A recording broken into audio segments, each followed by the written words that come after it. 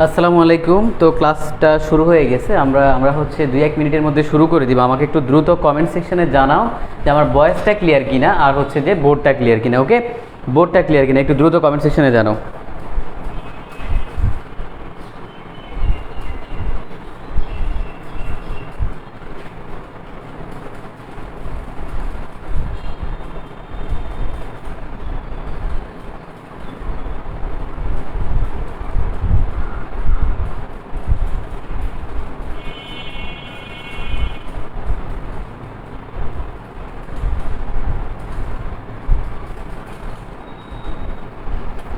আচ্ছা আচ্ছা আচ্ছা, ওকে।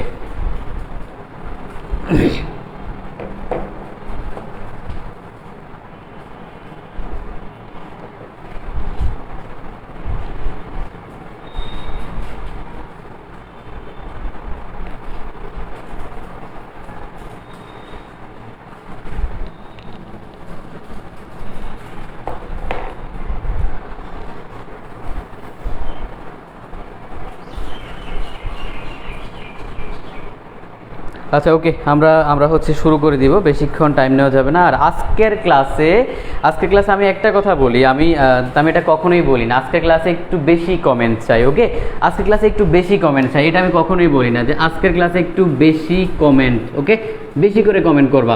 এটা একটু কারণ আছে, কারণ অনেক সময় দেখা যায় যে তোমার হচ্ছে গ্রুপের রিচটা একটু কমে যায়, মানে দেখা যায় বেশি মানুষের কাছে পৌঁছায় না। এই জন্য একটু বেশি কমেন্ট লাগবে। ওকে, বেশি বেশি কমেন্ট করবা। কমেন্ট করার ক্ষেত্রে কি, অর্থাৎ আনসারটা হচ্ছে বারবার কমেন্ট করতে পারো, অথবা যে জিনিসটা আমি বলি সেটা বারবার কমেন্ট করতে পারো। ওকে, সবাই একটু বেশি করে কমেন্ট করবে এবং সবচেয়ে বেশি বেশি করে ফ্রেন্ডদেরকে মেনশন দিবে। আমরা হচ্ছে শুরু করে দিব। আরেকটা কথা, সেটা হচ্ছে যে আমাদের ঠিক বরাবর 7টা বাজে আমরা হচ্ছে 5 মিনিট ব্রেক দেব, 5 মিনিট ব্রেক দেব। ওকে, 5 মিনিট ব্রেক দেব। এই 7টায় নামাজের জন্য আমরা কি করব, 5 মিনিট ব্রেক দেব।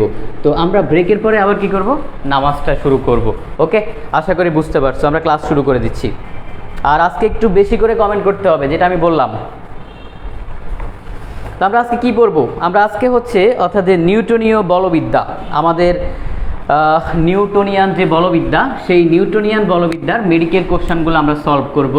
তো আমাদের আজকে ক্লাস নাম্বার কত, ক্লাস নাম্বার 3। ওকে, ক্লাস নাম্বার 3। তো আমরা এই 3 নাম্বার ক্লাসে নিউটনিয়ান বলবিদ্যার কোশ্চেনগুলো সলভ করব। যারা আগের কোশ্চেনগুলো সলভ করতে পারো নাই, তোমরা হচ্ছে আমি আজকে আগের 2টা ক্লাসের লিঙ্ক বা ক্লাসগুলো হচ্ছে ইউটিউবে দিয়ে দিব এবং সেই লিঙ্কগুলো হচ্ছে গ্রুপে পোস্ট করব। ওকে, টেনশনের কিছু নাই। আচ্ছা,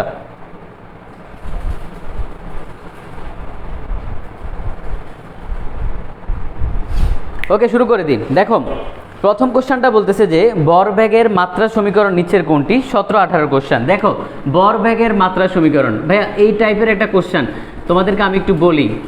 ভরবেগের মাত্রা, তোমাদের অনেকের মনে একটা ভুল ধারণা আছে। ভুল ধারণাটা কি? ভুল ধারণাটা হচ্ছে আমাদের চ্যাপ্টার 1-এ দেখবা এরকম 2 পৃষ্ঠা অনেকগুলো একক মাত্রা আছে, ঠিক না? অনেকগুলো একক মাত্রা আছে।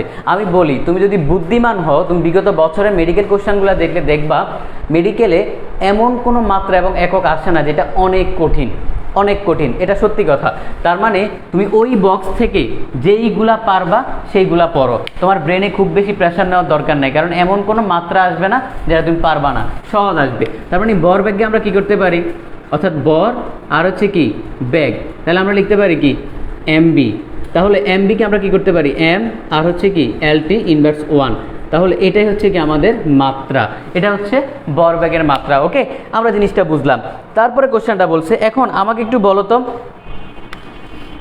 বলো তো যে তাপ, শক্তি ও কাজ, এই 3টার মাত্রা কি হবে একটু বলো তো। কাজ, শক্তি এবং তাপের মাত্রা, এই 3টার মাত্রা। দেখো, আমি তোমাকে পড়ানোর সময় শুধু এমন জিনিস পড়াবো না যে জাস্ট একটা পড়াইলাম, আনসারটা মুখস্থ করাইলাম, এরকম আমি পড়াবো না। আমি তোমাকে সেই জিনিসগুলো পড়াবো যাতে তোমার কাজে লাগে। এই কোশ্চেন সলভ, এখানে যে 1 ঘন্টা বসে থাকবা যাতে কাজে লাগে। অ্যাটলিস্ট এখান থেকে মেডিকেল পরীক্ষা দিয়ে যাতে যে না ভাইয়ার ক্লাস করে আমার তো 5টা কোশ্চেন কমন পড়ছে, এরকম যাতে এই জিনিসটা হয়, এই জন্য আমি সেইভাবে পড়াচ্ছি।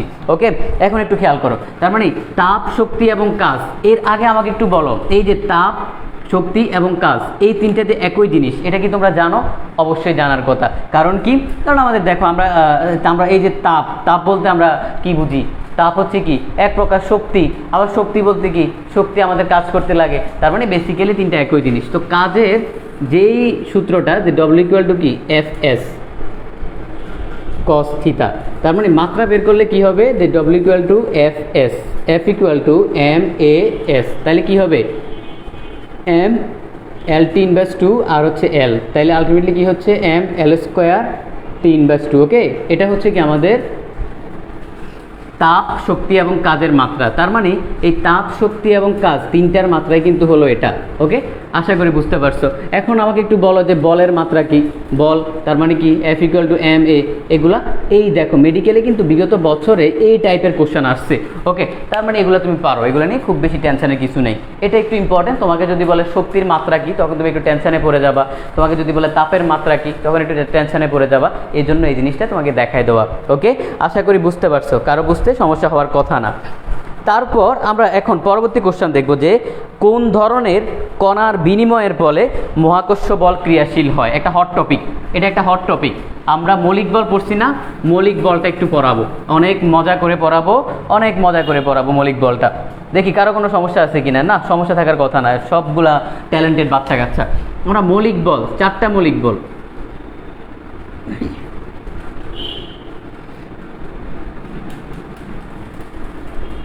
আচ্ছা, কি কি?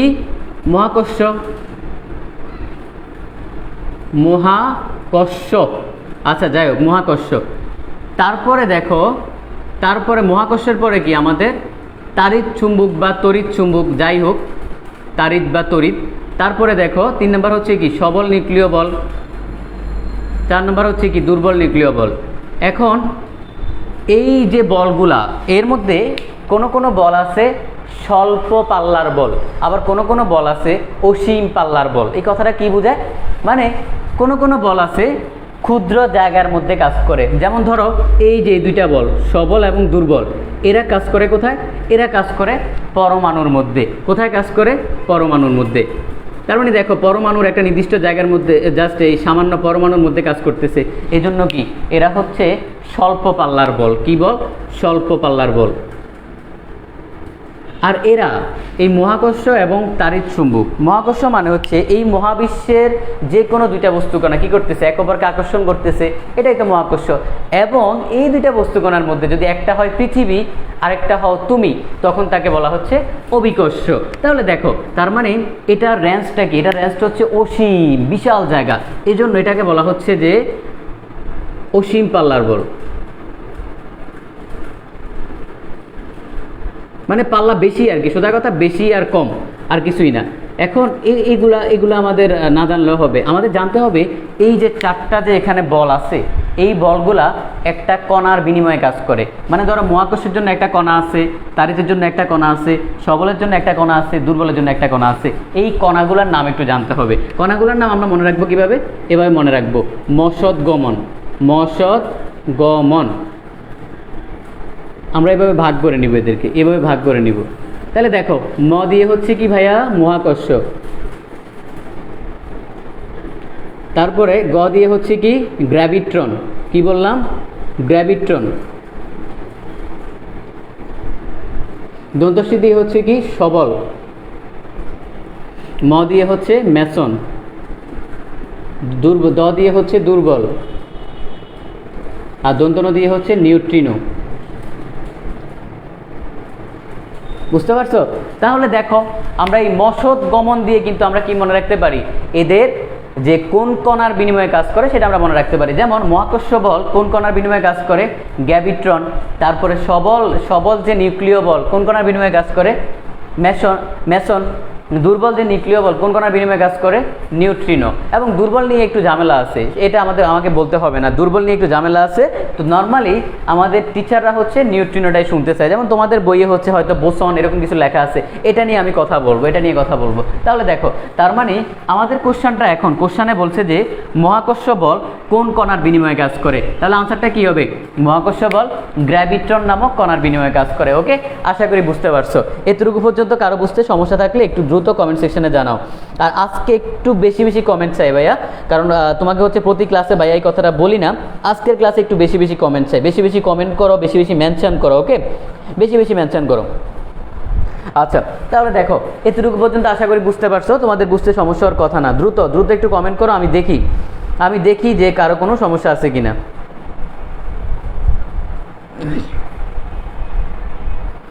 ক্লিয়ার ভাইয়া। এখন এখান থেকে আরও কিছু কোশ্চেন ক্লিয়ার করব, জাস্ট আমরা আনসারটা শিখলেই হবে না, আরও অনেক কিছু ক্লিয়ার করব।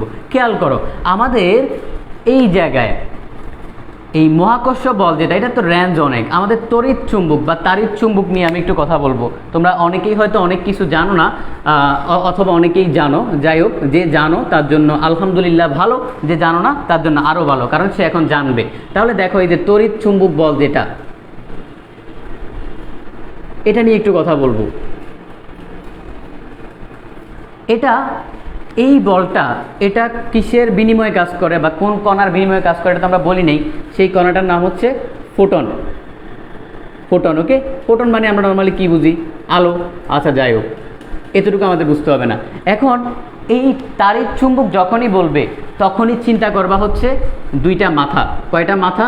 দুইটা মাথা, একটা পজিটিভ আর একটা হচ্ছে নেগেটিভ। ওকে, কেন পজিটিভ নেগেটিভ? ভাইয়া তাড়িৎ চুম্বকের এক্সাম্পল চিন্তা করো, রাসায়নিক বিক্রিয়া। তাড়িৎ চুম্বকের এক্সাম্পল হচ্ছে রাসায়নিক বিক্রিয়া, তোমাদের বইয়ে এক্সাম্পলগুলো আছে। তারপরে ধরো আরও কিছু এক্সাম্পল আছে তোমাদের বইয়ে, যে এক্সাম্পলগুলো আছে আমি সেই এক্সাম্পলগুলো তোমাকে একটু বুঝাই দিই, কারণ তোমরা এই জিনিসগুলো বুঝো না। যেমন ধরো এখানে আছে রাসায়নিক বিক্রিয়া, তারপর আর কি আছে যে আণবিক গঠন, স্থিতিস্থাপক বল। আচ্ছা যাই হোক, এখন খেয়াল করো, এখন রাসায়নিক বিক্রিয়া এটা হচ্ছে তাড়িৎ চুম্বক বলের এক্সাম্পল। আমাকে কি বলতে পারবা কেন এটা তাড়িৎ চুম্বক বলের এক্সাম্পল? তুমি তো এই জিনিসগুলো পড়ছো, তুমি পড়ছো যে আণবিক গঠন, রাসায়নিক বিক্রিয়া, আরেকটা কি জানি আছে যে আমাদের অর্থাৎ স্থিতিস্থাপক। যাই হোক, তো এগুলো হচ্ছে কি তাড়িৎ চুম্বক বল। কেন? কারণ হচ্ছে চিন্তা করো, আমি তাড়িৎ চুম্বক বল যখনই বলবো তখন চিন্তা করবা দুইটা মাথা, পজিটিভ এবং নেগেটিভ। তো এখন রাসায়নিক বিক্রিয়ার ক্ষেত্রে চিন্তা করো, ধরো একটা রাসায়নিক বিক্রিয়া নিই, আমরা সোডিয়াম হাইড্রোক্সাইড নিব আর হচ্ছে HCl নিব। যখনই এটা বিক্রিয়া করবে হবে কি NaCl আর হচ্ছে কি হবে H2O হবে। এখন এখানে খেয়াল করো, সোডিয়াম যদি মাথা পজিটিভ ধরি, OH হচ্ছে নেগেটিভ, H যদি পজিটিভ ধরি, ক্লোরিন হচ্ছে নেগেটিভ। ওকে, তার মানে দেখো এখানে পজিটিভ নেগেটিভ মাথা আছে, এজন্য আমরা এটা কি ধরবো? এটা হচ্ছে আমাদের তাড়িৎ চুম্বক বল। তার মানে রাসায়নিক বিক্রিয়া কেন আমাদের তাড়িৎ চুম্বক বল, সেই জিনিসটা কি আশা করি বুঝতে পারছো। এখন আমাদের আরও কিছু এক্সাম্পল আছে, সেটা হলো যে আণবিক গঠন, স্থিতিস্থাপক বল, এগুলাতে আমি আসতেছি। ওকে, নাও এখানে আসো, আমাদের একটা পরমাণুর স্ট্রাকচার চিন্তা করি।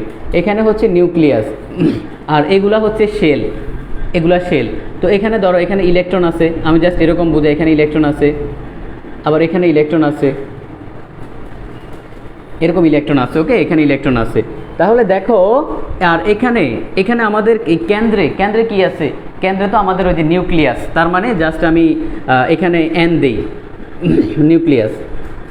অথবা আমরা লিখতে পারি প্রোটন প্লাস হচ্ছে নিউট্রন। আমাদের কেন্দ্রে কি থাকে? Proton plus neutron. তারপরে দেখো, এখন তোমরা এই জিনিসটা কি পড়ছো? এখানে দেখো একটা পজিটিভ চার্জ আছে, এখানে একটা নেগেটিভ চার্জ আছে, এদের মধ্যে একটা বল কাজ করবে। আমাকে একটু বলো তো, এই যে কেন্দ্রের প্রোটন এবং ঘূর্ণায়মান ইলেকট্রন তার মধ্যে কোন মৌলিক বলটা কাজ করে? একটু কমেন্ট সেকশনে জানাও, আমি একটু দ্রুত দেখতে চাই যে কোন মৌলিক বলটা কাজ করে, দেখি কেউ বলতে পারে কিনা। একটু দ্রুত কমেন্ট করো, এই জিনিসটা কিন্তু পারতে হবে। এটা হচ্ছে মেডিকেলে এই কোশ্চেনটা আসে। ওকে,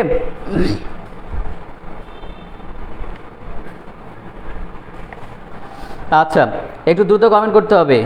দুর্বল, সুমাইয়া বলছে দুর্বল বল। ওকে, একটু দ্রুত কমেন্ট করতে হবে।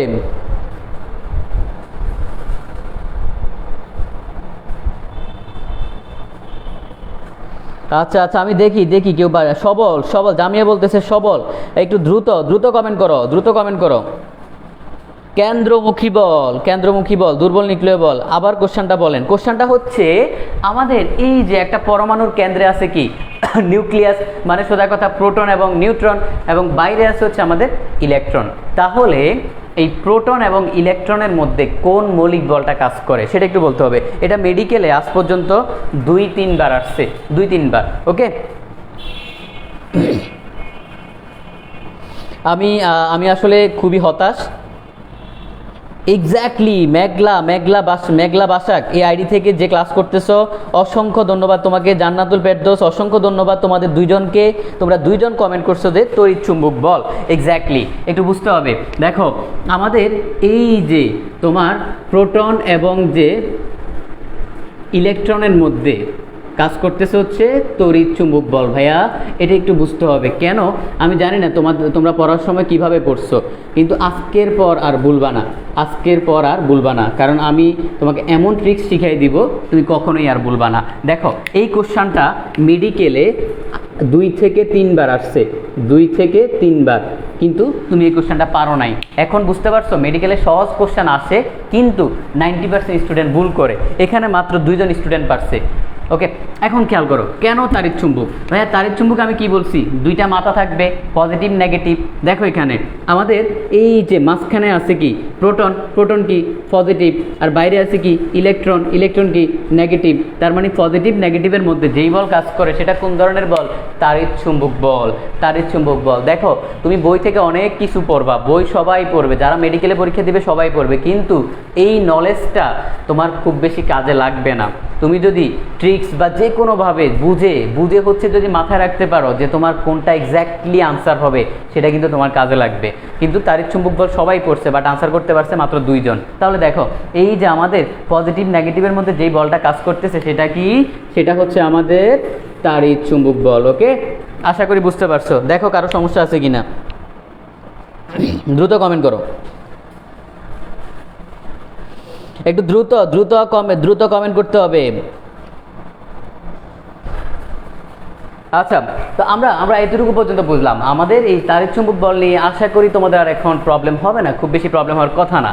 তার পরবর্তীতে এখান থেকে এখন আমি তোমাকে একটা কোশ্চেন জিজ্ঞেস করব, সেটা হচ্ছে যে এই বলগুলার মধ্যে সবচেয়ে সবল কোনটা এবং সবচেয়ে দুর্বল কোনটা।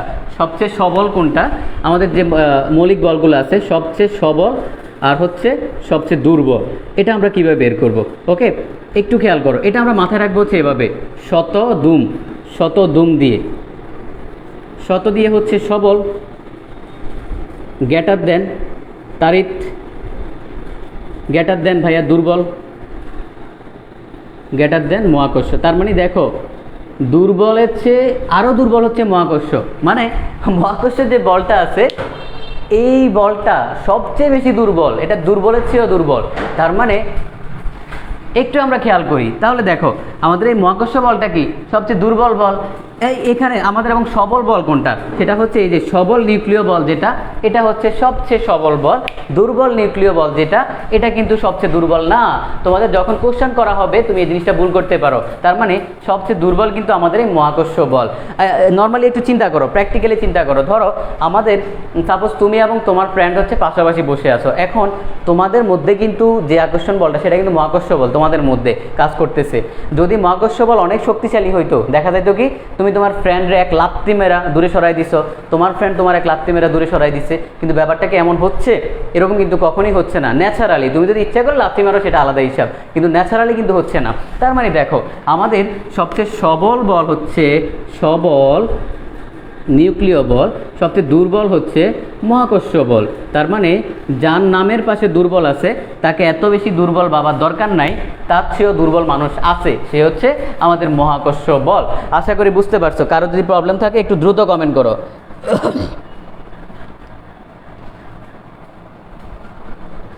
আচ্ছা, কারো যদি প্রবলেম থাকে একটু দ্রুত কমেন্ট করতে হবে। আমরা আরও কিছু মজার জিনিস শিখবো, একটু দ্রুত কমেন্ট করতে হবে। ক্লিয়ার বুঝতে পারছি।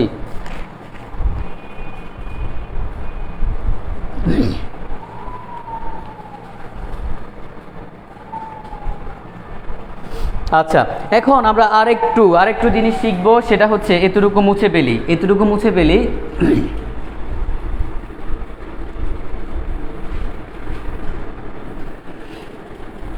আমরা সবল নিউক্লিয় বল এবং দুর্বল নিউক্লিয় বল এই দুইটা নিয়ে একটু কথা বলবো। ফার্স্টে যে সবল শক্তিশালী তাকে নিয়ে কথা বলবো।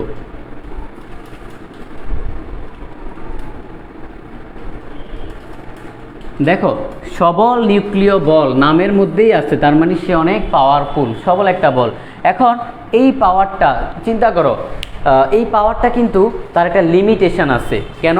কারণ তার নামের পাশে আছে নিউক্লিয়াস, তার মানে তার এই বলটা কাজ করে inside the nucleus, inside nucleus, okay, inside nucleus. তাহলে আমরা একটা পরমাণু নিউক্লিয়াসের কথা চিন্তা করি, ধরো এটা হচ্ছে ধরো একটা পরমাণু নিউক্লিয়াস, এখানে আছে কি প্রোটন আর হচ্ছে নিউট্রন, ওকে। এখন খেয়াল করো, নিউট্রন তো দুধভাত, আমাদের নিউট্রন হলো কি দুধভাত, মানে এর তো কিছুই নাই। আচ্ছা, তারপরে এই প্রোটন যেটা, এটা হচ্ছে পজিটিভ চার্জ। এখন খেয়াল করো, ধরো সোডিয়ামের কথা চিন্তা করো, 11, 23, তার মানে সোডিয়ামের এখানে প্রোটন কয়টা আছে? 11টা আছে। তার মানে দেখো এখানে 11টা পজিটিভ চার্জ আছে, কয়টা?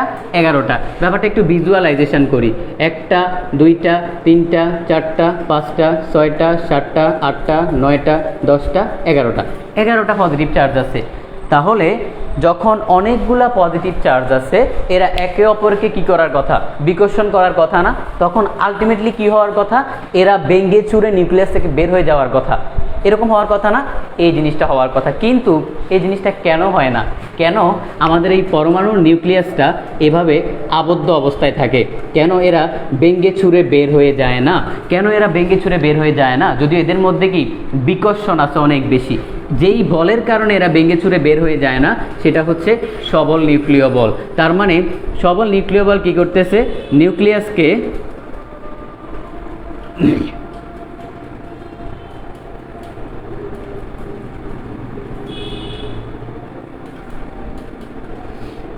আবদ্ধ রাখে, সোজা কথা ভাঙতে দেয় না, মানে ভাঙতে দিবে না।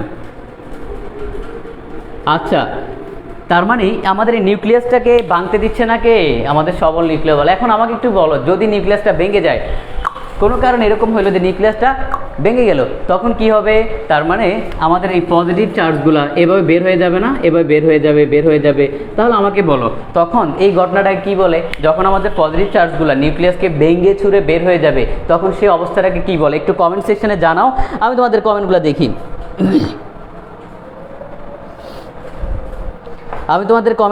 একটু কমেন্ট সেকশনে জানাও, যদি এই নিউক্লিয়াসের যে পজিটিভ চার্জগুলো আছে এরা যদি কখনো ভেঙে চুরে বের হয়ে যায়, তখন কি ঘটনা হবে? এটা একটু কমেন্ট সেকশনে জানাও, আমি দেখি তোমাদের আসলে কতটুকু মানে বেসিক নলেজ আছে, এই জিনিসটা একটু দেখবো, আর কিছুই না।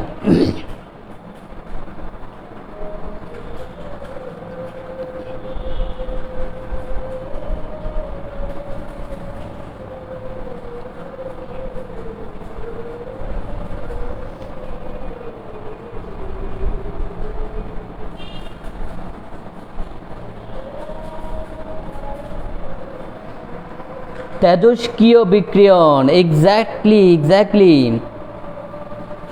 সুমাইয়া কমেন্ট করছে তেজস্ক্রিয়, হ্যাঁ তেজস্ক্রিয়তা, এক্স্যাক্টলি, অসংখ্য ধন্যবাদ, আমার অনেক পছন্দ হয়েছে তোমাদের এই আনসারটা।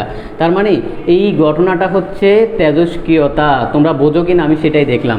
এই তেজস্ক্রিয়তা মানে হচ্ছে ভাইয়া নিউক্লিয়াসের ভাঙ্গন, নিউক্লিয়াস ভেঙে চুরে চুরমার হয়ে যাবে, নিউক্লিয়াসের সংসার শেষ। তার মানে কি? নিউক্লিয়াসের ভাঙ্গন, এক্স্যাক্টলি আমরা দেখলাম। এখন খেয়াল করো, তা আমাদের সংসারে শান্তি বজায় রাখতেছে হচ্ছে সবল নিউক্লিয় বল, কিন্তু যখনই এরকম নিউক্লিয়াস ভেঙে যাবে, তেজস্ক্রিয়তা দেখাবে, তখন সেখানে কাজ করবে দুর্বল নিউক্লিয় বল। তার মানে দেখো, একে তো দুর্বল, আবার হচ্ছে শয়তান মানুষ, এরকম মানুষদের আমার একদম পছন্দ না, কারণ একে তুই দুর্বল বেটা, আবার শয়তানি করস কেন? তার মানে দেখো, তাহলে এই মানে এ হচ্ছে একে দুর্বল, কিন্তু আবার হচ্ছে শয়তানি করে। এই যে তেজস্ক্রিয়তা, তোমার নিউক্লিয়াস কত সুন্দর, বাচ্চা কাচ্চা নিয়ে একটা সুন্দর অবস্থানে ছিল, সুখে ছিল, কিন্তু কি করলো? এটাকে এখন ভাঙ্গে দিল, ভাঙ্গে কি হলো? তোমার এই যে মানে প্রোটনগুলো বের হয়ে গেল। তার মানে কি হলো? আমাদের এই নিউক্লিয়াসের ভাঙ্গনের জন্য দায়ী কে? নিউক্লিয়াসের ভাঙ্গনের জন্য দায়ী হলো দুর্বল নিউক্লিয় বল। আর নিউক্লিয়াসের সংসারের সুখ শান্তির জন্য দায়ী কে?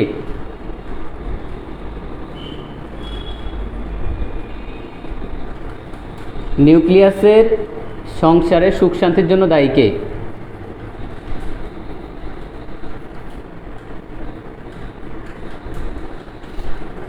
একটু কমেন্ট সেকশনে জানাও, নিউক্লিয়াসের সংসারের সুখ শান্তির জন্য দায়ী কে? আচ্ছা, সবল নিউক্লিয় বল, সবল নিউক্লিয় বল। আর অশান্তির জন্য দায়ী কে? অশান্তির জন্য দায়ী হলো দুর্বল নিউক্লিয় বল। ওকে, এটা একটু বুঝতে হবে, এই জিনিসগুলা তোমাকে একটু বুঝতে হবে, কারণ এই জিনিসগুলা বোঝাটা অনেক অনেক বেশি ইম্পর্টেন্ট, এই জিনিসগুলা বোঝাটা অনেক অনেক বেশি ইম্পর্টেন্ট। ওকে, এই জিনিসগুলা তোমাকে একটু বুঝতে হবে। আমরা হচ্ছে নামাজের জন্য ব্রেক দিব, 5 মিনিট ব্রেক দিব, টেনশনের কিছু নাই, আমরা 5 মিনিট ব্রেক দিব। আর একটু বলে নিই, ব্রিপিং করে নিই, আর কিছু না। তার মানে আমাদের এই যে নিউক্লিয়াসের মধ্যে যে প্রোটনগুলা অর্থাৎ তোমার কি এখানে আবদ্ধ আছে পজিটিভ চার্জযুক্ত, এদের মধ্যে যে সুখ শান্তিটা আছে কার জন্য? সবল নিউক্লিয় বলের জন্য। এখন যখনই এদের সুখ শান্তি থাকবে না, মানে কি হবে? নিউক্লিয়াসের ভাঙ্গন হবে, তখন এই ভাঙ্গনটা করে কে? দুর্বল নিউক্লিয় বল। আচ্ছা, দুর্বল নিউক্লিয় বল যখন ভাঙ্গন করবে তখন এই ঘটনাকে বলা হচ্ছে তেজস্ক্রিয়তা। তেজস্ক্রিয়তার জন্য 3 ধরনের রশ্মি নির্গত হয়। কয় ধরনের? 3 ধরনের। এদেরকে বলা হয় তেজস্ক্রিয় রশ্মি। এই তেজস্ক্রিয় রশ্মি হচ্ছে আলফা, বিটা আর কি গামা, আলফা বিটা গামা। ওকে, তার মানে দেখো এই জিনিসগুলো কিন্তু তোমাদের হয়তো অনেকেরই জানা ছিল, আবার অনেকের হয়তো জানা ছিল না। আমি জিনিসগুলো একটু ক্লিয়ার করে দিলাম, কারণ এখান থেকে হচ্ছে তোমার কোশ্চেন আসে। তাহলে দেখো আমাদের তেজস্ক্রিয়তার জন্য 3 ধরনের রশ্মি পাচ্ছি, কি? Alpha, beta, gamma. তোমাকে ভুল অপশানে দিবে ডেল্টা দিয়ে দিবে। ওকে, তার মানে দেখো আমাদের এই আলফা, বিটা, গামার জন্য কি আমাদের এই তেজস্ক্রিয় রশ্মি হলো এই 3টা। ওকে, তা আমাদের এখন হচ্ছে নামাজের ব্রেক, 5 মিনিট নামাজের ব্রেক। আমাদের ক্লাসটা শেষ হচ্ছে কখন? এখন 7টা বাজে, বরাবর 7টা 5-এ হচ্ছে ক্লাসটা শুরু হবে। ওকে, 7টা 5-এ আবার ক্লাসটা শুরু হবে, নামাজের ব্রেক, দেন আমরা আবার শুরু করতেছি। ওকে, সবাই নামাজ পড়ে আসো, ইনশাল্লাহ আমরা 5 মিনিটের মধ্যে শুরু করে দিচ্ছি।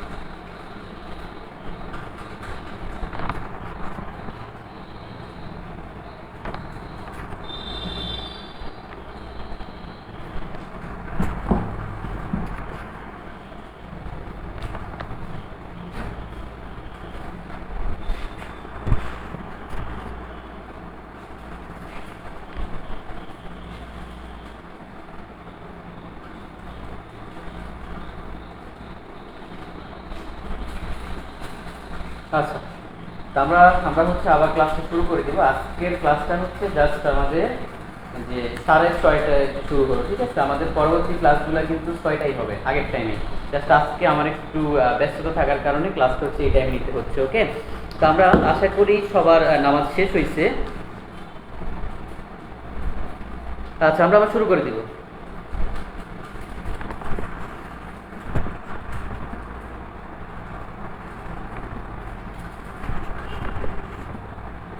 আচ্ছা আচ্ছা, ওকে, আমরা আবার শুরু করে দিই। আমাদের হচ্ছে তাহলে আমরা কোথায় ছিলাম দেখো। আবার আবার হচ্ছে তোমরা একটু বেশি বেশি করে কমেন্ট করো এবং হচ্ছে ফ্রেন্ডদেরকে মেনশন দিয়ে দাও, ওকে? বেশি বেশি করে কমেন্ট করো আজকের ক্লাসে। তাহলে দেখো আমরা হচ্ছে কোথায় ছিলাম, আমরা পুরো জিনিসটাকে একটু ব্রিফিং করবো, আর কিছুই না। যে আমাদের যখন একটা পরমাণুর কেন্দ্রে যে নিউক্লিয়াসটা সেখানে থাকে কি, সেখানে থাকে হচ্ছে জাস্ট পজিটিভ প্রোটন থাকে, আর হচ্ছে যে আমাদের কি নিউট্রনগুলো থাকে। এবং নিউট্রন তো হচ্ছে দুধপাত, নিউট্রনকে নিয়ে টেনশনের কিছু নেই। কিন্তু পজিটিভ প্রোটন যারা, ধরো সোডিয়াম যদি 11 হয়, তার মানে কি 11টা প্রোটন আছে। এখন এই 11টা পজিটিভ চার্জ একে অপরকে কি করার কথা, বিকর্ষণ করার কথা, কিন্তু এরা বিকর্ষণ করে না, এরা একসাথে সংসার করতেছে। তার মানে কিছু একটা এদের মধ্যে আছে যার কারণে এরা একসাথে আছে। সেই কিছু একটা হলো আমাদের সবল নিউক্লিয় বল, অর্থাৎ নিউক্লিয়াসের সংসারে সুখ শান্তির জন্য দায়ী হলো সবল নিউক্লিয় বল। কিন্তু অনেকদিন সুখে থাকার পরে হুট করে নিউক্লিয়াসের সংসারে অশান্তি দেখা দিল, ফলে তাদের সংসার ভেঙে গেল, পজিটিভ চার্জগুলো বের হয়ে যাচ্ছে। তখন এই ঘটনাকে বলা হয় তেজস্ক্রিয়তা। এই তেজস্ক্রিয়তার জন্য দায়ী হচ্ছে দুর্বল নিউক্লিয় বল। কোন বল? দুর্বল নিউক্লিয় বল। যখনই তেজস্ক্রিয়তা হবে তখনই তেজস্ক্রিয় রশ্মি নির্গত হবে। তেজস্ক্রিয় রশ্মিগুলো কি? আলফা, বিটা এবং গামা। তো এই জিনিসগুলো তোমরা জানো, এগুলো নিয়ে তোমাদের কিছু বলার নাই। আলফা, বিটা, গামা কি, এগুলো নিয়ে আমরা পড়াবো, এগুলো নিয়ে কোনো টেনশন নাই, ওকে? তো আমাদের এতটুকুই। তার মানে এই যে মৌলিক বলগুলো নিয়ে তোমাদের এতটুকু বলতে জানলেই হবে, তোমার অ্যাডমিশন কভার হয়ে যাবে। This is more than enough, okay? আমরা এখন পরবর্তী কোশ্চেনে যাব। দেখো আমরা কোশ্চেন পড়াই হচ্ছে 2টা, কিন্তু ইনফরমেশন শিখাইতেছি হচ্ছে 100টা। এটাই হচ্ছে আসলে আমাদের এই ক্লাসটার ইম্পর্টেন্স। মানে মেডিকেল কোশ্চেনগুলো তোমাকে এভাবেই সলভ করতে হবে, তাহলে তুমি ভালো কিছু করতে পারবা। আচ্ছা, পরবর্তী কোশ্চেনটা বলতেছে পিচ্ছিল বরফের উপর 1 কেজি ওজনের একটি পাথর। কোশ্চেনটা লিখে নিই। পিচ্ছিল বরফের উপর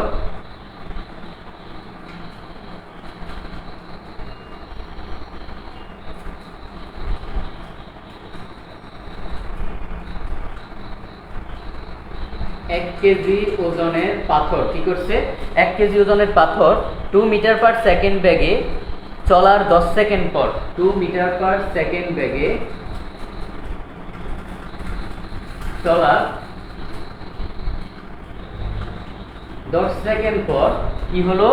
10 সেকেন্ড পর ঘর্ষণের ফলে থেমে গেল। এখানে ঘর্ষণ বল কত? ঘর্ষণের ফলে কি থেমে গেল?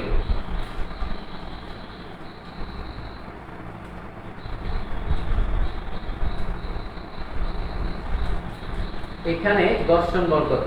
একদম সিম্পল একটা ম্যাথ, মেডিকেলে কখনোই কঠিন ম্যাথ আসে না।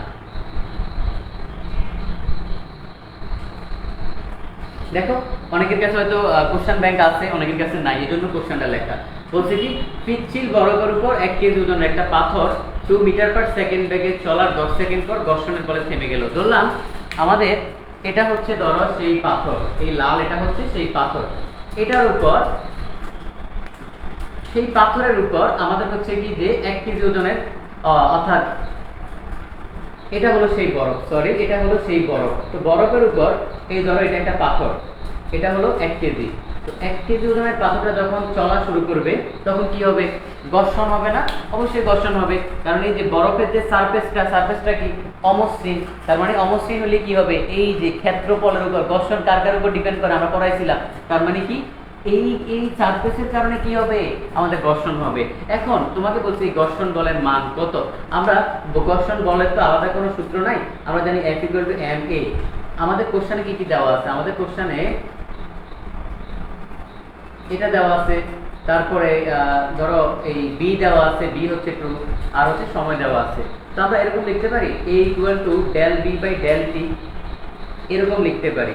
তারপরে এখন আমাকে একটু বলো এখানে ওজনের কথা বলছে, এখানে ওজনের কথা বলছে, ওকে 1 কেজি ওজনের কথা বলছে, কিন্তু আমাদের তো এখানে এম আছে, আমাদের তো এখানে এম আছে, তাহলে আমরা কি করব? আমরা এখন কি করব আমাকে একটু বলো তো। আমরা কি করব?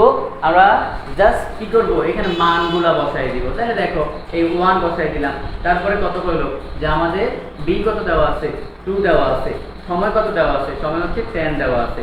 তার মানে এই 2/10 এটাই হচ্ছে আমাদের আনসার, অর্থাৎ 1/5, আর কিছু না। ওকে, এই কোশ্চেনটা একটু বুঝতে হবে, এই কোশ্চেনটা একটু বুঝতে হবে, কারণ এখানে বোঝার অনেক কিছু আছে, এখানে বোঝার অনেক কিছু আছে। এই জন্য আমাদের কোশ্চেনগুলো যখন তুমি সলভ করবা তখন তোমাকে এই জিনিসগুলো একটু বোঝাটা ইম্পর্টেন্ট, যে আসলে আমি কি করতেছি। এখন এখান থেকে একটা কথা তোমাকে একটু বলতে হবে।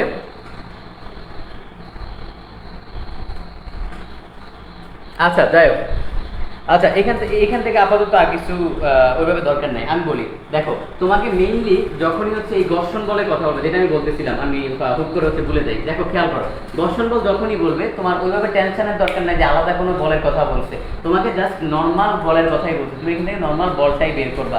ওকে, আর কিছু না। তাহলে দেখো কারো কোনো সমস্যা আছে কিনা, সমস্যা থাকলে একটু দ্রুত কমেন্ট সেকশনে জানাও, একটু দ্রুত কমেন্ট সেকশনে জানাও, আমি দেখি কারো কোনো সমস্যা আছে কিনা।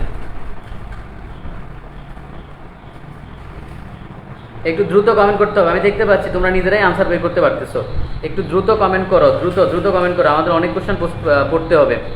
আচ্ছা, নো প্রবলেম। তারপরে কোশ্চেন বলতেছে যে মৌলিক বলের অন্তর্ভুক্ত নয়, নিচের কোন বলটি মৌলিক বল নয়। দেখো এগুলো মেডিকেল কোশ্চেন, এগুলো কিন্তু মেডিকেল কোশ্চেন, যে নিচের কোন বলটা মৌলিক বল নয়।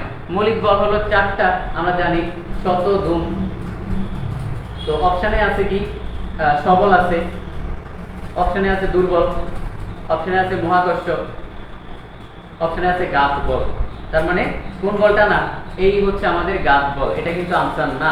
আর বাকি সবাই কি, বাকি সবাই হচ্ছে আমাদের মৌলিক বল। এই টাইপের কোশ্চেন মেডিকেলে আছে, চিন্তা করো। তারপর আমরা আসি, তারপরে বলছে যে রেলপথে যখন বেঁকে গেছে, রেলপথ যেখানে বেঁকে গেছে, তোমরা দেখছো না রেলপথ এরকম, মানে এরকম বেঁকে যায় না রেলপথ। তো রেলপথ যখন বেঁকে গেছে তখন তোমাকে বলছে যে সেখানে বাঁকের বাইরের দিকে লাইনটি একটু উঁচু করা হয়। আমরা এরকম কোশ্চেন করছিলাম যে তোমাদের মনে আছে, আমরা মানে যখন হচ্ছে আমাদের এগুলো করছিলাম যে কেন্দ্রমুখী কেন্দ্র বিমুখী বল, এগুলো ব্যবহার করছিলাম। ব্যবহার কিভাবে করছিলাম, আমরা দেখছিলাম কি রাস্তাকে একটু উঁচু করা হয়, ব্যাংকিং আর কি যেটাকে ব্যাংকিং বলে, সেই ব্যাংকিংটা তোমরা করছো। এখন এখানে রেলপথের কথা বলছে যে রেলপথে যেখানে হচ্ছে এরকম বাঁক নেওয়া হয় সেই জায়গায় কি করা হয়, বলছে যে বাঁকের বাইরের দিকে লাইনটি একটু উঁচু করা হয়। এই বাইরের দিকে লাইনটা কি করা হবে, একটু উঁচু করা হবে। কোশ্চেনটা করছে কোন বলের যোগান দিতে এটি করা হয়, এই যে বাঁকের বাইরের দিকে লাইনটা একটু উঁচু করতেছে, কোন বলের যোগান দিতে, একটু কমেন্ট সেকশনে জানাও তো কোন বলের যোগান দিতে। আমি তোমাদেরকে এই জিনিসটা হচ্ছে যখন নিউটনীয় বলবিদ্যা পড়াবো তখন হচ্ছে ফুল ডিটেল পড়াবো, কিন্তু এখন তো এরকম টাইম নেই পড়ানোর, এই জন্য আমি তোমাকে জাস্ট একটু বুঝাই দিব, তোমার এটা মাথায় রাখতে হবে। আগে তুমি কমেন্ট সেকশনে জানাও কোন বল, এখানে কোন বল কাজ করবে। ওকে, কেন্দ্রমুখী বল, এক্স্যাক্টলি কেন্দ্রমুখী বল। আচ্ছা, এক্স্যাক্টলি আমাদের এখানে কেন্দ্রমুখী বল। ওকে, তো কেন্দ্রমুখী বলের দেখো ব্যবহারগুলা, কেন্দ্রমুখী বলের ব্যবহার দেখো, কেন্দ্রমুখী বলের ব্যবহার।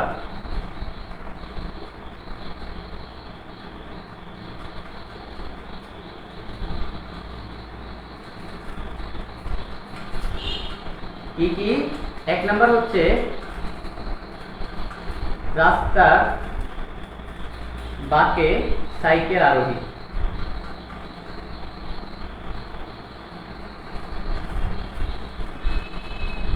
2 নাম্বার হচ্ছে রাস্তার ব্যাংকিং,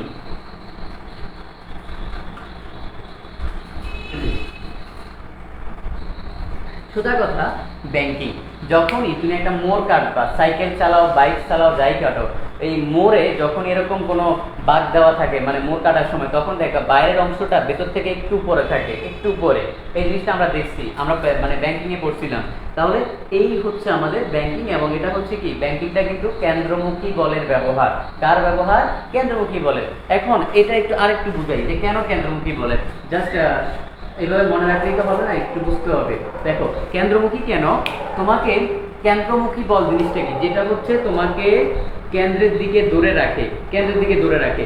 এখন দেখো তুমি যখন বাঁক নিবা, তুমি তো মনে হচ্ছে অনেকটা রাস্তার সাথে, মানে রাস্তার সাথে বাঁকা হয়ে যাও না, রাস্তার সাথে বাঁকা হও নাকি, কি বাইরের দিকে বাঁকা হও, বাইরের দিকে বাঁকা হলে তুমি পড়েই যাবা, বাইরেই পড়ে যাবা। তার মানে কি তুমি একদম রাস্তার দিকে বেঁকে আসতেছো, অর্থাৎ তুমি কেন্দ্রের দিকেই আসলে একটা বল দিচ্ছ। ওকে, মানে কেন্দ্রের দিকেই বল দিচ্ছ এবং তুমি কেন্দ্রের দিকেই বাঁকছো। এই জন্য আমাদের এই কেন্দ্রমুখী বল কাজ করতেছে। আর কেন্দ্র বিমুখী বলটা কাজ করবে কোন দিকে, অর্থাৎ বাইরের দিকে। আমরা এগুলো নিয়ে ডিটেল আলোচনা করব, আপাতত এই জিনিসটা মাথায় রাখো। যেহেতু তুমি এভাবে বাঁক নিচ্ছ, তার মানে কি তুমি কেন্দ্রের দিকেই আসতেছো, অর্থাৎ আমাদের এই কেন্দ্রের দিকে যেহেতু আসতেছে, আমরা কি বলবো, এটাকে কেন্দ্রমুখী বল বলবো। দেখো কারো কোনো সমস্যা আছে কিনা। কোশ্চেনটা আরেকবার, কোশ্চেনটা বলছে রেলপথ যেখানে বেঁকে গেছে সেখানে বাঁকের বাইরের দিকে লাইনটি একটু উঁচু করা হয়। তোমাকে কোশ্চেনটা বলছে কোন বলের যোগান দিতে এটি করা হয়। ওকে, তার মানে এটা হচ্ছে কেন্দ্রমুখী বল।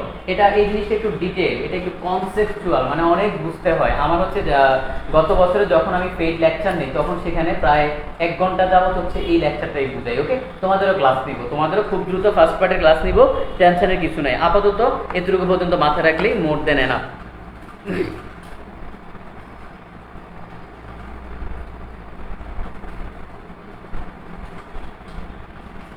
আচ্ছা, নেক্সট কোশ্চেন বলছে দ্বন্দ্বের ভ্রামকের ক্ষেত্রে কোনটি সঠিক নয়। দ্বন্দ্বের ভ্রামক, আমাকে একটু কমেন্ট সেকশনে জানাও তো, দ্বন্দ্বের ভ্রামক বলতে কি বোঝায়। দ্বন্দ্বের ভ্রামক বলছে দ্বন্দ্বের ভ্রামকের ক্ষেত্রে,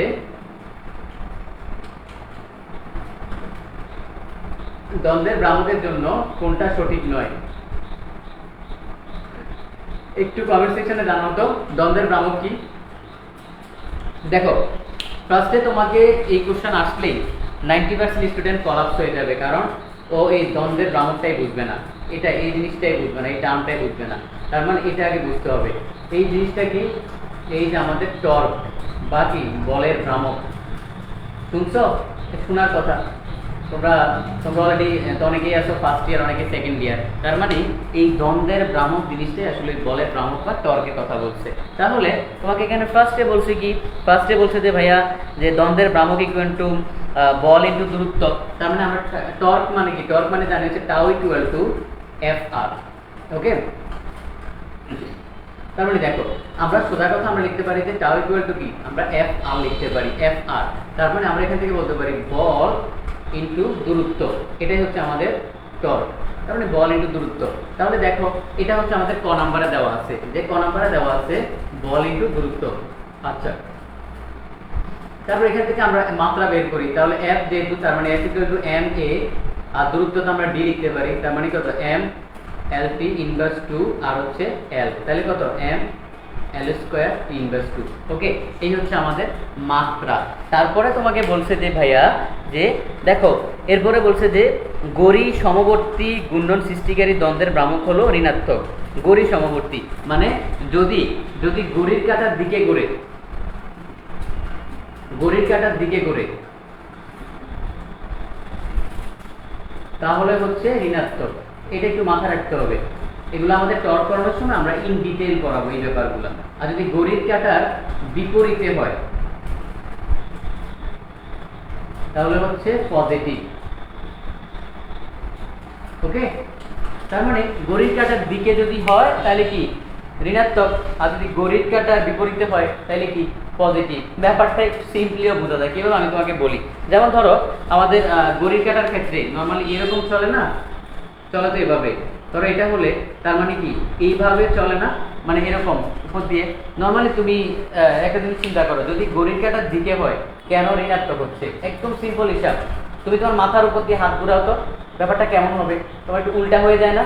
কিন্তু তুমি নিচে দিয়ে হাত ঘুরাও, তোমার জন্য কি মনে হচ্ছে যে মানে সোজা কথা হচ্ছে যে যেটাকে বলে যে নর্মাল নর্মাল মনে হচ্ছে, কিন্তু উপর দিয়ে হাত ঘুরে একটু উল্টা মনে হবে। তো তুমি এবার মাথায় রাখতে পারো যে আমাদের যদি ঘড়ির কাটার দিকে হয়, এই যে ঘড়ির কাটার দিকে উপরের দিকে, এই যে এখানে দেখাচ্ছি উপরের দিকে, তার মানে কি এটা ঋণাত্মক। আর যদি ঘড়ির কাটার বিপরীতে হয় তাহলে হচ্ছে কি পজিটিভ। এভাবে তুমি মাথায় রাখতে পারো। ওকে, আশা করি বুঝতে পারছো। কারো সমস্যা থাকলে একটু দ্রুত কমেন্ট করো, দ্রুত কমেন্ট করো, আমি দেখি কারো সমস্যা আছে কিনা।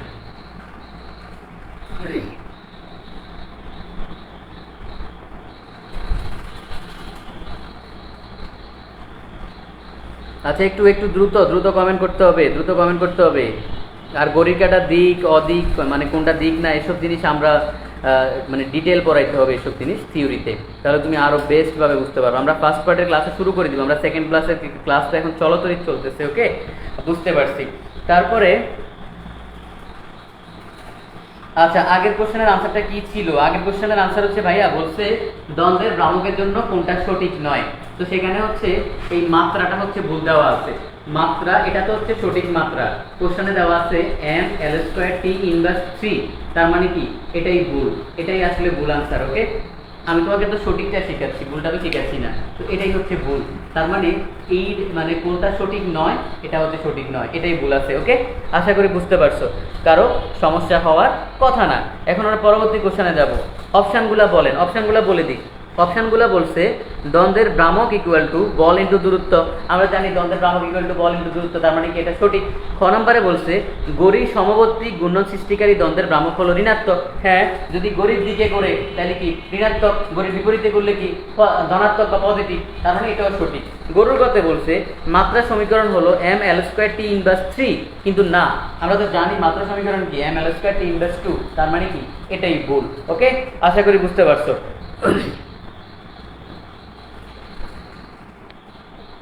এখন আর সমস্যা থাকার কথা না। আচ্ছা, আর সবাই ক্লাসটা শেয়ার করে দিও। তোমরা হচ্ছে দেখা যায় মানে ক্লাস শেয়ার করো না, কেউই শেয়ার করো না, আর বেশি করে একটু মেনশন দিয়ে দাও। ওকে, আচ্ছা পরবর্তী কোশ্চেনে যাই। পরবর্তী কোশ্চেনে বলছে একটা চাকার বর হচ্ছে 10 কেজি, চাকার বর হচ্ছে 10 কেজি। তারপরে তোমাকে বলছে যে চক্রপতির ব্যাসার্ধ হলো 0.5 মিটার, এর জড়তার ভ্রামক কত? তাহলে চক্রপতির ব্যাসার্ধ k ইকুয়াল টু অর্থাৎ 0.5 মিটার, এর জড়তার ভ্রামক কত? আমরা সূত্র জানি ভাইয়া I equal to mk square. Okay, just এখানে বসাই দিব m কত 10, k কত 0.5, বসাই দিব, আনসার চলে আসবে, যেটা আসবে সেটাই আনসার। ওকে, তো এটা হচ্ছে আনসার। দেখো এই ধরনের কোশ্চেন হচ্ছে মেডিকেলে আসে, এই ধরনের কোশ্চেন মেডিকেলে আসে, চিন্তা করো কত ইজি সহজ কোশ্চেন করে মেডিকেলে। ওকে, আশা করি বুঝতে পারছো। তারপরে কোশ্চেন বলছে একটা রাইফেলের গুলি একটা তক্তাকে কেবল ভেদ করতে পারে, গুলির ব্যাগ 3 গুণ করলে এর কয়টা তক্তা ভেদ করতে পারবে? এটা সহজ একটা ম্যাথ, তোমরা সবাই পারো। বলছে গুলির ব্যাগ 3 গুণ করলে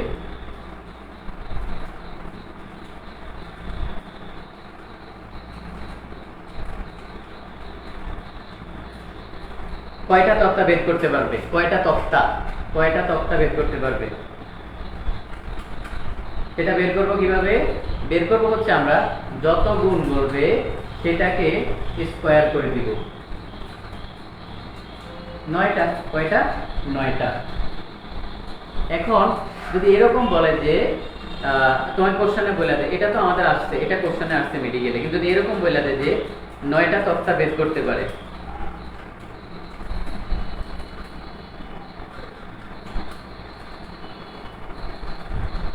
তখন বলবে গুলির ব্যাগ কত গুণ করতে হবে, ব্যাগ কত গুণ।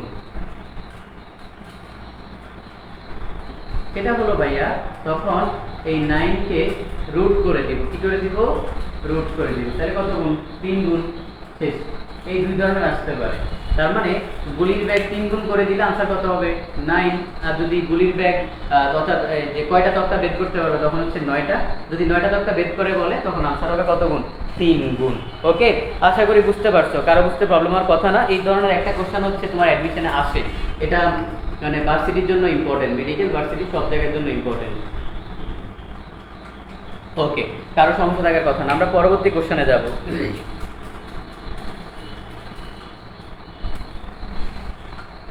পরবর্তী কোশ্চেনটা একটু মজার, আমি তোমাদেরকে কোশ্চেনটা আগে লিখি। বলছে 0.2 কেজি ভরের একটা বস্তুকে 0.2 কেজি ভরের কোন বস্তুকে কি করছে, যে কোন বস্তুকে 0.5 মিটার লম্বা রশিতে বেঁধে 0.5 মিটার লম্বা রশিতে বেঁধে কি করছি, সমান্তরাল বৃত্তাকারে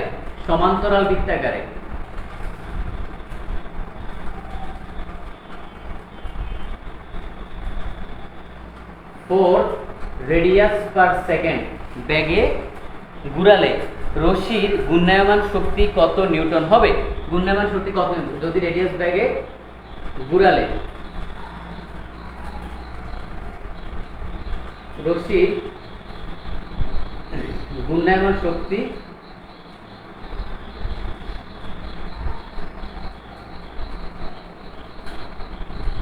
কত হবে? এই কোশ্চেনটা দিয়ে অনেক কিছু বুঝাবো, এখানে অনেক কিছু বোঝার আছে।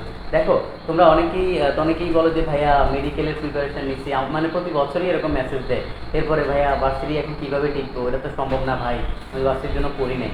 দেখো তুমি সবই পারো, কিন্তু তুমি সিস্টেমেটিক্যালি পড়ো নাই, মানে যেভাবে পড়লে তোমার ভার্সিটিটাও কাভার হয়ে যাবে সেভাবে তুমি পড়ো নাই, এটা হচ্ছে সমস্যাটা। যেমন ধরো এই কোশ্চেনটাকে আমি মডিফাই করবো, খেয়াল করো। প্রথমে তোমাকে বললো যে 0.2 কেজি, তার মানে m ইকুয়াল টু 0.2 কেজি, ঘরের কোনো বস্তুকে 0.5 মিটার লম্বা ধরলাম, আর ইকুয়াল টু 0.5 মিটার লম্বা রশিতে বেঁধে, ব্যাপারটা একটু চিন্তা করতে হবে। ধরলাম এটা হচ্ছে একটা রশি, তো রশিতে এখানে একটা বস্তু বানলাম, সেটা হচ্ছে 0.2 কেজি, আর রশি হচ্ছে 0.5 মিটার লম্বা। ওকে, বেঁধে সমান্তরাল বৃত্তাকারে। এখন এটাকে হচ্ছে আমি এই জায়গায় ধরলাম, ধরো তোমার হাত হচ্ছে এই জায়গায় ধরে এভাবে ঘুরাচ্ছ, তাইলে কি এটা একটা এই যে বৃত্ত তৈরি করবে না? বৃত্ত তৈরি করবে। ওকে, ধরো তুমি এই জায়গায় আসো, এই জায়গায় তুমি আসো, তুমি হাত দিয়ে ঘুরাচ্ছ, তার মানে কত ব্যাগে? 4 radius per second, 4 radius per second. এখন তোমাকে বলছে যে রশির ঘূর্ণায়মান শক্তি কত? ব্যাপারটা এখানে একটু জানালা আছে, রশির ঘূর্ণায়মান শক্তি কত? এই কোশ্চেনটা আরেকটু মডিফাই করে আসতে পারে। রশির টান কত? রশির টান এটা আসতে পারে, অথবা আসতে পারে তুমি হাতের উপর কত বল অনুভব করবে?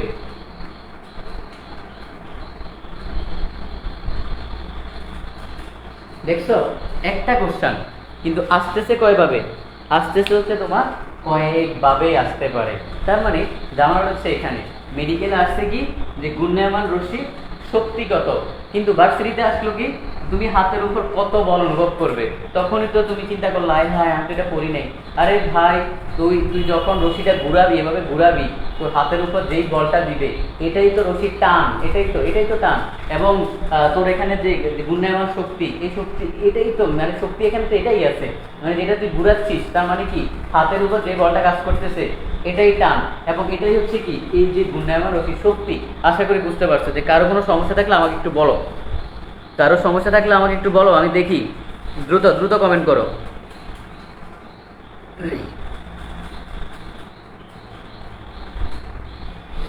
একটু দ্রুত কমেন্ট করো। এই হচ্ছে সমস্যা, মানে যখনই এই ধরনের কোশ্চেন আসে তখন তুমি আর পারো না, তখন তোমার মনে হয় যে হাই হাই আমি তো মানে পারি না, কি হবে আমার, মানে মেডিকেলে হয় নাই, এখন কি হবে। আচ্ছা, এখন দেখো এটা আমরা কিভাবে বের করবো। বল তো বলই, রশি শক্তি বলছে, তার মানে কি বল বের করতে বলছে। তো এম এ ইকুয়াল টু আমরা জানি হচ্ছে B square by R, B equal to হচ্ছে ভাইয়া ওমেগা আর, তাইলে ওমেগা স্কোয়ার বাই আর, তার মানে এম ওমেগা স্কোয়ার আর। ওকে, এম ওমেগা স্কোয়ার আর। এখন এখান থেকে এম এর মান কত? 0.2, ওমেগা কত? ওমেগা হচ্ছে আমাদের এই যে 4 স্কোয়ার, আর আর কত? আর হচ্ছে 0.5। আনসার কত আসবে? অনেকে কমেন্ট সেকশন অলরেডি বের করে ফেলছে। কমেন্ট সেকশনে কত? 1.6 নিউটন। ওকে, যারা বের করছে অসংখ্য ধন্যবাদ।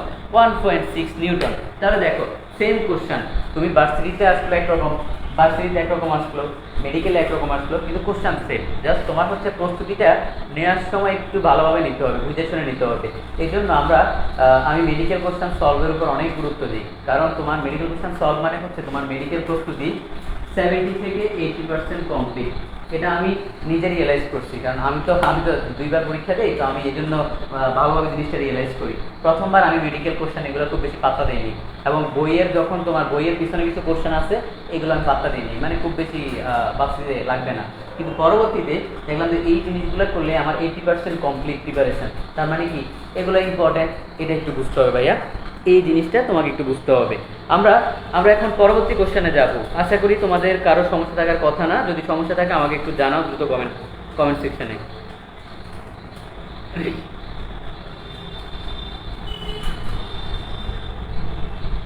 আচ্ছা, একটু জানাও। বুঝতে পারছি। আচ্ছা, এখন যে কোশ্চেনটা বলছে যে তোমার গর্ষণ নিয়ে একটা কোশ্চেন আর কি। গর্ষণ একটা ইম্পর্টেন্ট টপিক। গর্ষণ নিয়ে আসলে মানে একটা ম্যাথ করে আমি আসলে মজা পাই না, এটা হচ্ছে কথা।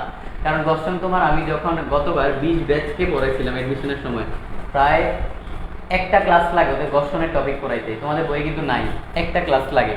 তো তোমাদেরও পড়াবো, টেনশনের কিছু নাই। 21 ব্যাচকে হয়তো সেকেন্ড পার্ট পড়াবো, ফার্স্ট পার্ট পড়াইতে পারবো না হয়তো, কিন্তু 22 ব্যাচকে ইনশাআল্লাহ চেষ্টা করবো যাতে ফার্স্ট পার্টও পড়াইতে পারি। ওকে, তো গর্ষণের কোশ্চেনটা দেখি। বলছে দুটি তলের মধ্যকার স্থির ঘর্ষণ গুণাঙ্ক হলো 1/3। স্থির ঘর্ষণ গুণাঙ্ক দেওয়া আছে।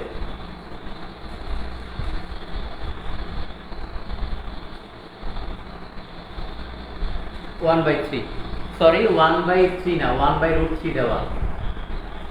তোমাকে বলছে যে ঘর্ষণ কোণ কত। কি বলছে? ঘর্ষণ কোণ কত। আচ্ছা,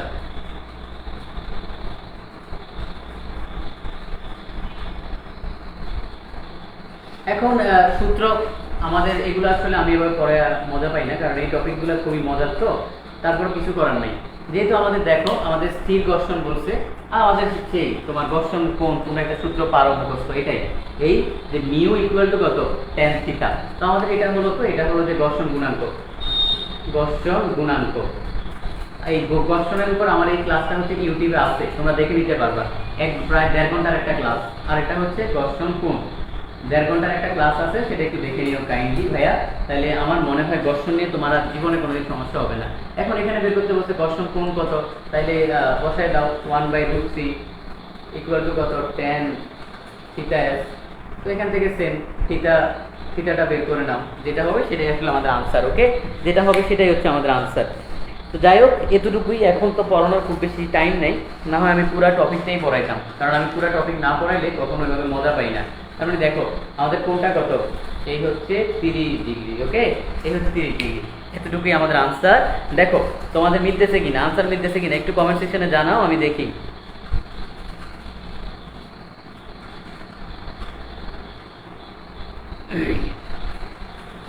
আচ্ছা, নেক্সট কোশ্চেন আমাদের দেখো মেডিকেলে নেক্সট কোশ্চেন আসছে বলের মোমেন্টের একক কি? আমাকে বলো তো, বলের মোমেন্ট মানে কি? বলের মোমেন্ট কি? আগে তোমাকে এই টার্মটা বুঝতে হবে। বলের মোমেন্ট বলতে কি বোঝায় একটু বলো তো। বলের মোমেন্ট বলতে কি বোঝায় আমি দেখি তোমরা জিনিসটা বোঝো কিনা। দেখো, বলের মোমেন্ট বা মোমেন্টের বাংলা হচ্ছে ভ্রামক। তাহলে বলের মোমেন্ট বা ভ্রামক বলতে আসলে কি বোঝাচ্ছে তোমরা সবাই অলরেডি আশা করি বুঝে গেছো। বোঝাচ্ছে টর্কের কথা বোঝাচ্ছে। তোমাকে কোশ্চেনে বলছে টর্কের একক কি? আমরা জানি টাউ ইকুয়াল টু কি, এফ আর। তার মানে কি হবে, নিউটন মিটার। এই হচ্ছে আমাদের একক। দেখো এই টর্ক থেকে মেডিকেলের কোশ্চেন আসছে 3 বার, প্রায় 3 বার থেকে 4 বার আসছে। এবং আমাদের এখন আমি যদি একটা সাজেশন সাজাই, ধরো এই চ্যাপ্টারের উপর সাজেশন সাজাই। তোমরা মেডিকেল পরীক্ষার আগে অনেকেই সাজেশন কিনবা, 500 টাকা 1000 টাকা দিয়ে সাজেশন কিনে আমরাও সেল দিই। তো এখন কি করো, দেখো এই চ্যাপ্টার থেকে সাজেশন কি দাঁড়ায়, মৌলিক বল। ফার্স্ট এটা হচ্ছে হট টপিক, মৌলিক বল মানে এটা 100% টপিক। তারপরে হচ্ছে টর্ক 100%। তারপর আস্তে আস্তে আসবে যে ঘর্ষণ। ওকে, তাহলে দেখো তার মানে কি এই দুইটা টপিক থেকেই মানে মেডিকেলে দেখা যাচ্ছে তোমার 90% কোশ্চেন আসছে। তার মানে এই দুইটা টপিক মৌলিক বল এবং টর্ক তোমার ভালোভাবে পড়তে হবে। এটাই তোমাকে হচ্ছে মানে জিনিসটা বুঝতে হবে। আমাদের এই ক্লাসটার উদ্দেশ্য কিন্তু এটাই, তোমাকে বোঝানো, এমফাসাইজ করানো যে তুমি কিভাবে পড়বা, কি পড়বা, কিছুই না। এখন আরেকটা প্রাইজ মানি রাখার কারণ কি, আচ্ছা আরেকটা প্রাইজ মানি রাখার কারণ কি? কারণ হচ্ছে যাতে তোমরা একটু উৎসাহ পাও। এবং আলহামদুলিল্লাহ আমাদের হচ্ছে প্রায় 102 জনের মতো রেজিস্ট্রেশন করে, 102 জন। ওকে, এটা মোর দ্যান এনাফ। আমি এত রেজিস্ট্রেশন আশা করি নাই, আমি নিজেও আশা করি নাই। 102 জন হচ্ছে রেজিস্ট্রেশন করে। ইনশাআল্লাহ তোমাদের পরীক্ষা কিভাবে হবে সেটার ডিটেলটা রাতে আসবে। একটু একটু অ্যাক্টিভ থাকতে হবে। তো আমি সেই ডিটেলটা হচ্ছে রাতে জানাবো। এবং শিওর থাকো, এই পরীক্ষায় কেউ 2 নাম্বারই করতে পারবা না, কেউই 2 নাম্বারই করতে পারবা না। তোমাকে যে অনেস্টলি যে ভালো করবে সেই হচ্ছে পাবে। ওকে ওকে, কোনো টেনশনের কারণ নাই। তাহলে দেখো, এটা তো আমরা বুঝে গেলাম যে টর্ক, এটা আমাদের আর সমস্যা নাই।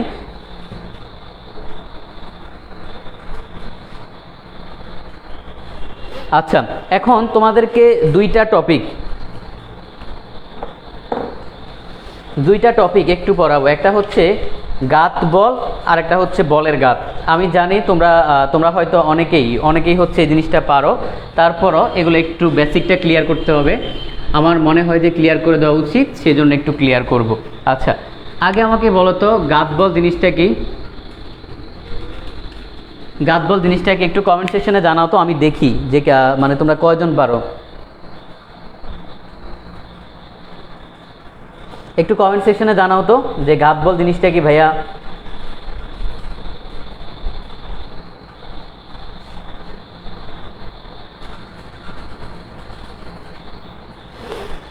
হ্যাঁ, বলের মুভমেন্ট, বলের ভ্রামক, টর্ক কি একই নাকি? হ্যাঁ, একই জিনিস, সব একই জিনিস। ওকে, দেখো নাইম কমেন্ট করছে যে শক্তি আর টান বল একই জিনিস কিনা। হ্যাঁ ভাইয়া, মানে তোমার টান বলটাই আসলে যে শক্তি হিসেবে কাজ করে, এই দুটো একই জিনিস। এখন খেয়াল করো। আচ্ছা যাই হোক, এগুলা এখন গাত বল জিনিসটা হচ্ছে অল্প সময় বেশি বল। অল্প সময় বেশি বল অনেকটা হচ্ছে তোমার ওই যে কাকলি পান্নিসারের মতো। কাকলি পান্নিসার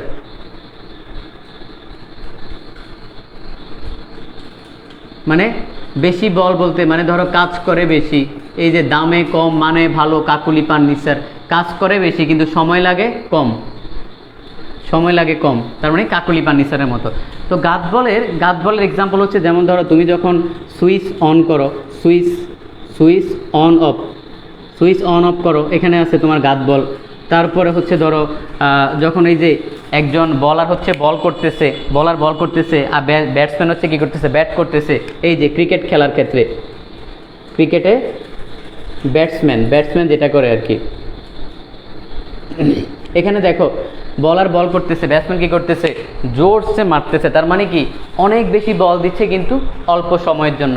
তার মানে এই যে আমাদের অল্প সময় কিন্তু বেশি বল, মানে বেশি কাজ করতেছে। তার মানে এই জিনিসটাই কি আমাদের গাত বল। এখন এতটুকু পর্যন্ত গেল, আচ্ছা এতটুকু পর্যন্ত গেল। এখন আমাকে একটু বলো তো, বিস্ফোরণের সময় যে বলটা তৈরি হয় সেটাও কিন্তু আমাদের এই কাকলি ফার্নিচার। ওকে, সেটাও কিন্তু কাকলি ফার্নিচার, মানে এই গাত বল। এটা গেল হচ্ছে আমাদের গাত বল নিয়ে কথাবার্তা। এখন আমরা বলের গাত নিয়ে একটু পড়ব। বলের গাতটা একটু ইম্পর্টেন্ট, এই জন্য বলা। দেখো বলের গাত, নামের মধ্যে আনসার আছে। বল মানে হচ্ছে বল, আর গাত মানে হচ্ছে আঘাতের সময়। তার মানে বলের গাত মানে হচ্ছে বল গুণ আঘাতের সময়। বল হচ্ছে এফ, আঘাতের সময় হচ্ছে টি। তার মানে এই বলের গাতকে জে দ্বারা প্রকাশ করলে বল গুণ আঘাতের সময়, এটাই হচ্ছে আমাদের বলের গাত। আশা করি বুঝতে পারছো। এটা বুঝতে কারো সমস্যা হওয়ার কথা না। এখন আমাকে একটু বলো তো, এই বলের গাতে আমরা যদি এটা করি F equal to J by T, তাহলে এই অ্যাপটাকে আমরা কি বলতে পারি? আমি দেখি তোমাদের কার আসলে বেসিক কতটুকু। তোমরা তো অনেকেই পড়ছো এই চ্যাপ্টার, মনে হয় না কারো বাকি আছে। এখানে আমাকে বলো, এটা আমি নিজে বলবো না, যে অ্যাপটা কি, অ্যাপটা আমরা কি বলতে পারি, এটা একটু বলো তো। এই অ্যাপটাকে আমরা কি বল বলতে পারি, এটাকে কি বল বলতে পারি, একটু বলো।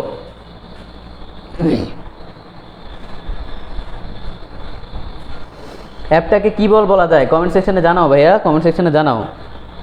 আরে ভাই, অ্যাপ তো বল ঠিক আছে, এটার একটা নাম আছে, বলতে হবে।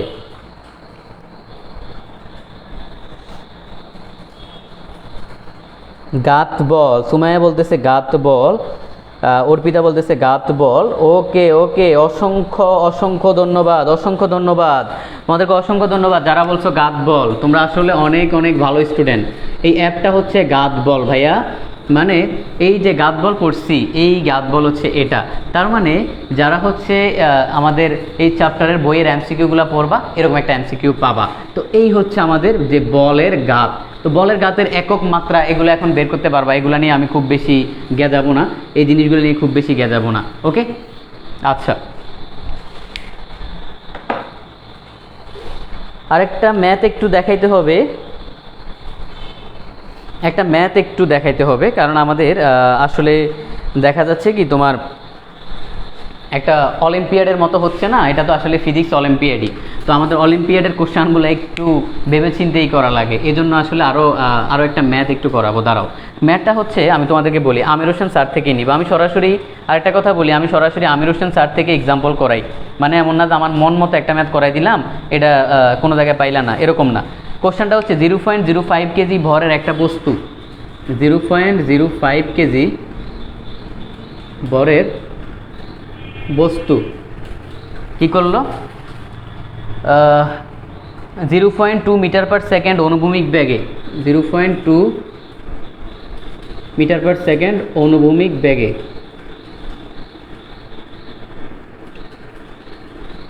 কি করলো, একটা খাড়া দেয়ালে ধাক্কা দিয়ে এত বেগে বিপরীত দিকে ফিরে এলো।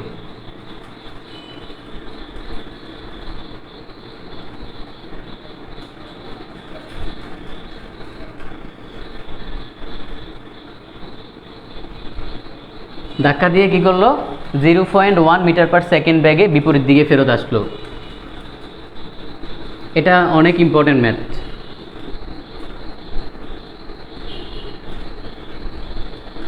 এটা ভার্সিটির জন্য অনেক বেশি ইম্পর্টেন্ট।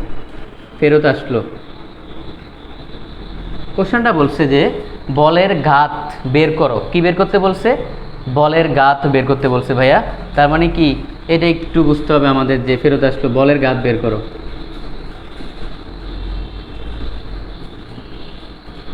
আচ্ছা, তাহলে আমাদের জাস্ট আমরা কোশ্চেনের ডাটাগুলো আরেকবার একটু দেখে নিই। 0.05, 0.05, 2, ঠিক আছে।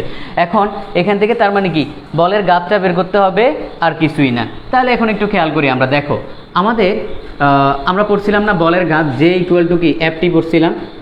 এখান থেকে খেয়াল করো, F equal to M A T, A equal to হচ্ছে B minus U by T, তার মানে এখানে টি, তাহলে M B minus U T কাটা যাবে। তো M B minus M U, এটা কিন্তু আবার ভরবেগের পরিবর্তন, তার মানে বলের ঘাত ইকুয়াল টু কি ভরবেগের পরিবর্তন, এটা কিন্তু বুঝতে হবে। এখন এখানে সেম জিনিস করব, ভরবেগের পরিবর্তন দিয়ে বের করব। কেন, কারণ কোশ্চেনটা একটু বুঝাই। এত কেজি ভরের একটা বস্তু 0.2 মিটার পার সেকেন্ড অনুভূমিক বেগে একটা খাড়া দেয়ালে ধাক্কা দিয়ে এত বেগে বিপরীত দিকে ফেরত আসলো। দেখো, ধরো তোমার হাতে একটা বল আছে, তোমার হাতে একটা বল আছে, এটা হলো একটা দেয়াল, এটা হলো একটা দেয়াল। এই বলটাকে তুমি এই দেয়ালে মারলা, তো দেয়ালে যাওয়ার সময় এটার বেগ ছিল হচ্ছে 0.2 মিটার পার সেকেন্ড, এরকম মারলা, তার মানে কি হলো, একটা বেগ ছিল। দেয়ালে বাড়ি খেয়ে আবার তোমার দিকে আসবে না, তোমার দিকে আসবে, তার মানে সেটা ব্যাক আসতেছে। দেখো এই ব্যাগে 0.1 ব্যাগে, 0.1 ব্যাগে ব্যাক আসতেছে, তাহলে দেখো গেছে হচ্ছে 0.2, আসতেছে 0.1, তার মানে যাওয়ার সময় যদি পজিটিভ ধরো, আসার সময় ধরবা হচ্ছে নেগেটিভ। কারণ কি, দিক উল্টা দিকে, কারণ একবার মারছো এদিকে, এটা যদি পজিটিভ হয়, যখন তোমার দিকে ব্যাক আসবে তখন কি, তখন নেগেটিভ। তার মানে এই হচ্ছে আমাদের হিসাব। তাহলে দেখো এখন আমরা কি করব, আমাদের কাছে দুইটা ব্যাগ আছে, একটা ব্যাগে আমরা কি করলাম, এই যে বলটাকে ছুড়লাম, আরেকটা ব্যাগে বলটা ফেরত আসলো। তাহলে আমরা এখান থেকে কি করব, আমরা কিছুই করব না, আমরা এমটা কমন নিব। আমরা যদি আদি ব্যাগ ধরি হচ্ছে এটাকে যদি আদি ব্যাগ ধরি, এটাকে শেষ ব্যাগ ধরবো। ওকে, তাহলে বসাই দিই 0.1 মাইনাস 0.2। ওকে, তাহলে আমাদের মানটা কি আসবে, মানটা হচ্ছে মাইনাসে আসবে। এম কত, 0.05। যাদের কাছে ক্যালকুলেটার আছে একটু বসায় দাও, ক্যালকুলেটার থাকলে একটু বসায় দাও, কত আছে আনসার।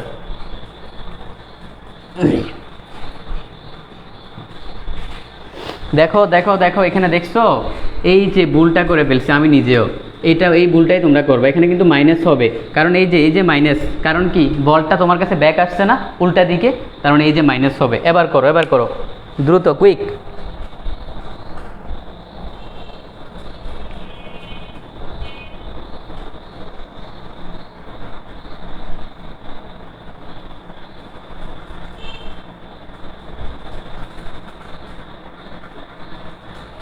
আচ্ছা 0.015, 0.015 এক্স্যাক্টলি, -0.015, এটাই হচ্ছে আমাদের আনসার।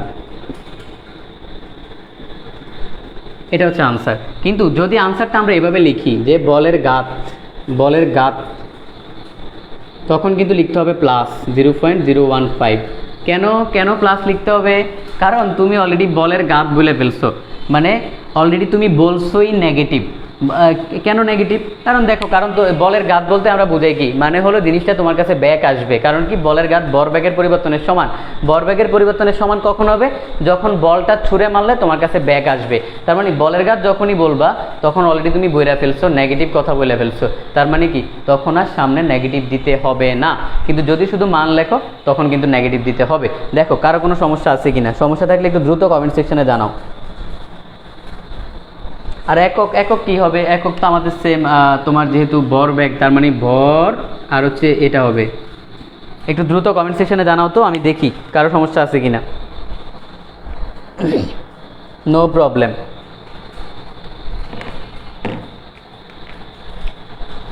আচ্ছা, তাহলে আমাদের আজকের ক্লাসটা এতটুকুই।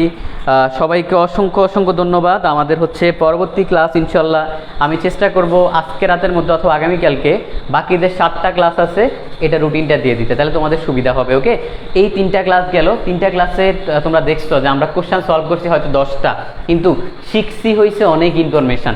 বেসিক্যালি আমাদের প্রিপারেশনটা এভাবেই নিতে হবে, তাহলে তোমার কি হবে, মেডিকেলের পাশাপাশি ভার্সিটিটাও ব্যাকআপ থাকবে, তোমার আর কখনো ভার্সিটি মানে মিস যাবে না। তো নর্মালি যে জিনিসটা হয় সেটা হচ্ছে আমাদের মানে একটা প্রবলেম হয়ে যায়, মেডিকেলের পরে হচ্ছে ভার্সিটিতে চান্স পাওয়াটা একটু ডিফিকাল্ট হয়ে যায়। কারণ কি, কারণ তুমি জাস্ট হচ্ছে কোনো মতে মেডিকেলের জন্য পড়ো, এই জন্য তোমার একটু প্রবলেম হয়ে যাবে। তো আমি বলবো যে প্রস্তুতিটা এখন থেকে হচ্ছে এভাবে নাও, তাহলে আলটিমেটলি কী হবে, তোমার জন্য অনেক বেশি ভালো হবে। আর কোশ্চেন কেমন হবে, কীরকম হবে, পরীক্ষা কীভাবে হবে, এসব নিয়ে হচ্ছে রাতে আমি একটা পোস্ট করবো। ওকে, সবাই ভালো থাকো, সুস্থ থাকো, ইনশাল্লাহ আবার দেখা হবে আমাদের 4 নাম্বার ক্লাসে।